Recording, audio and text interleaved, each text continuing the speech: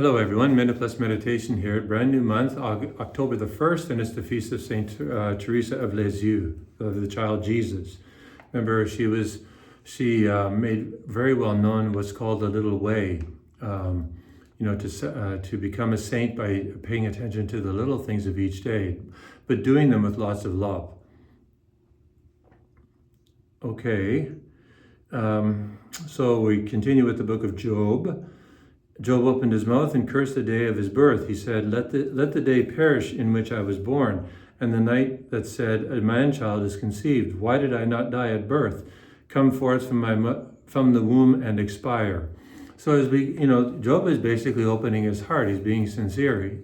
He's being honest. And this is one of the things that will hold him in good stead with the Lord at the end of the book.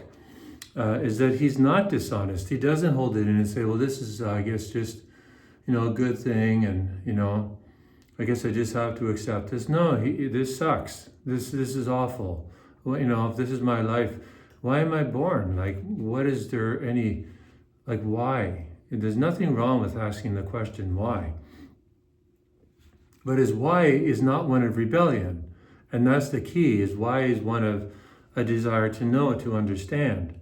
It's not a rejection. It's not a rebellion. And we have to understand that. We have to see that through the book of Job. But that doesn't mean he has to sit back and like it. God doesn't expect him to enjoy this. I can't wait to wake up again so that I can experience my suffering, my loss of everything because it's such a wonderful, good thing. No, God doesn't expect that of any of us. Jesus didn't like what he went through. Epistle to the Hebrews says he forsook the shame of the cross. Jesus felt shame, the shame of the cross, the humiliation. It's not a good thing per se, but he gives it a value. And there's a reason for this. It's a bigger picture. There's a reason for this. I'm not going to reveal it all, but what's really important is that we see that this is going to go somewhere, but as I said yesterday, we're not going to get an answer. We're going to get an insight. All right? And Job's honesty, and he's not going to admit that he's committed some great sin when he hasn't committed some great sin. Because in this day, as we'll see with his so-called three friends that will come to him, they all think that he has to own up for some sin that he's done because suffering is due to the fact that somebody has sinned. And one of the things the book of Job will say is, no, not necessarily. We've inherited original sin, but we haven't necessarily committed sin and be a causal link to suffering. So if someone is suffering, it doesn't mean they've committed sin. All right, so over to the book of Luke, chapter 9. On their way they entered the village of the Samaritans, and they did not receive Jesus because his face was set for Jerusalem. When the disciples, James and John, saw it, they said, Lord, do you want us to command fire to come down from heaven and consume them? And he turned to rebuke them. Then they went away to another village.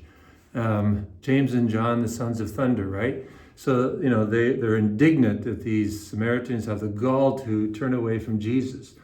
Jesus is not put off by this. He will say, the Son of Man came not to destroy, but to save. That's my purpose here. And he knows why the Samaritans are rejecting him. It's not him personally, because other Samaritans will accept him, right? Once they get to know him. So many people will reject Jesus, perhaps, or reject what they understand to be the church, to use an extension down to our modern time. Bishop Sheen used to say, there are millions and millions of people who hate what they think what the church is. And he said, if I thought what they think the church is, then I would probably reject it too, or dislike it or hate it. But there are a few people who reject the church once they know what the church actually teaches, or hate the church once they know what the church actually teaches. They may disagree with it, but they won't reject it. They'll see that it makes sense, that it actually, deals with the whole human person. It answers deals with all the questions of life. So with the Samaritans, Jesus will, he makes it clear, as I said, that he's here to save everybody, or at least to offer salvation to everyone.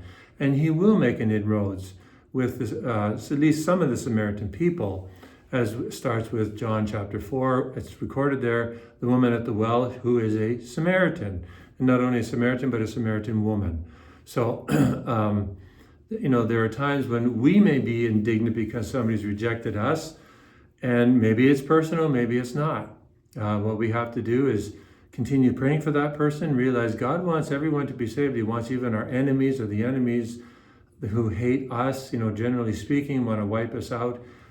God wants the salvation of all of his children, and he will offer that gift to everyone as long as they're living here in the world. So you and I, even if we have to defend ourselves and defend our country and so on, need to have that same disposition of heart. God bless you.